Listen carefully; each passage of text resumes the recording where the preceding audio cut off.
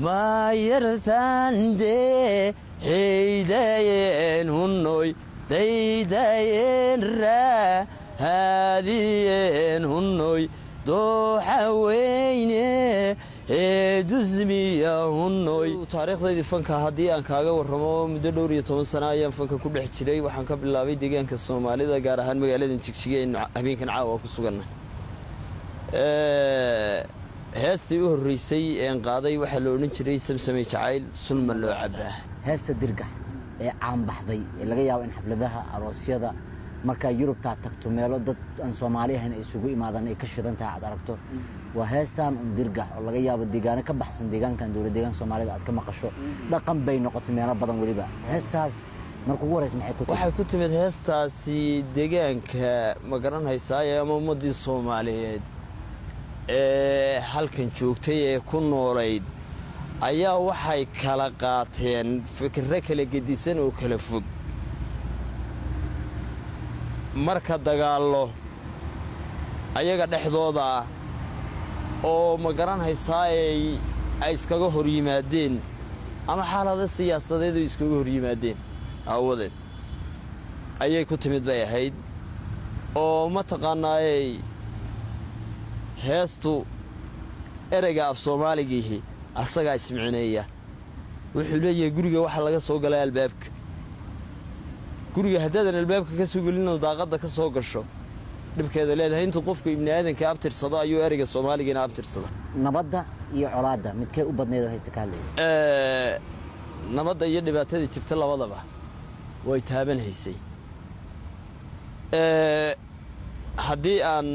meelaha ay nabadda ka taabanaysay ama dhibaatada jirta ay ka taabanaysay aan ereyo ka mid ah aan ku soo qabto waxay ahayd ma yartaan deydayeen raadiyeen dooxa weyne dusmiyo deyrka baandheeyaba waa dareemi kartaa qofku hadduu wax daydayo wuu daaliday qofkaasi dooxa weyne dusmiyo deyrka baandheeyaba dusmiyo deyr waa meelaha caanka ah ee deegaanka Soomaalidu ama Soomaali galbeed aan ilaahay ay degta ka mid ah weeyaan marka waxa halka laga baadhayay ee laga deydayay waxa isteydayay qaybinaha calankan jabhadda xoreynta ogaadeenay ka baadhaysay jabhad bayba u ahayd qaybina ayagan calanka deydayay ma taqaanaayay raadin hayeen haddii laba mufasil baa jira labada mufasil ee jiray mid waa bulshada oo bulshadu markuu wixii soo baxo sida ay ayagu rabaan ayay micnaysanayaan midna waa qofka sameeyay ay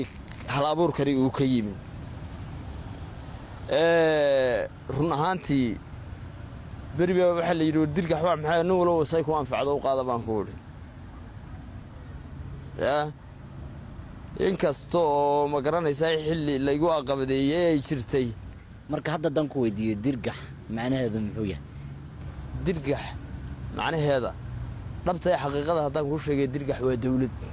ana xaqiiqada ummadani ma markaan anigu lahaa ma yartaan deydayeen raadiyeen dooxa weyne dusmiyo deyrka baandheeyaba gabadhuna ay lahayd ma yarkaan deydayeen raadiyeen dooni iyo rakaab walba uga dagaa way wadankii way ka tagtay doonbi fuushay Soomaarigta waa wixii halkaana laga deydayay dooxa weyne dusmiyo deyr laga deydayay dooni iyo rakaabkana loo raacay ee laga raadinayay waa in micnihiisi loo tago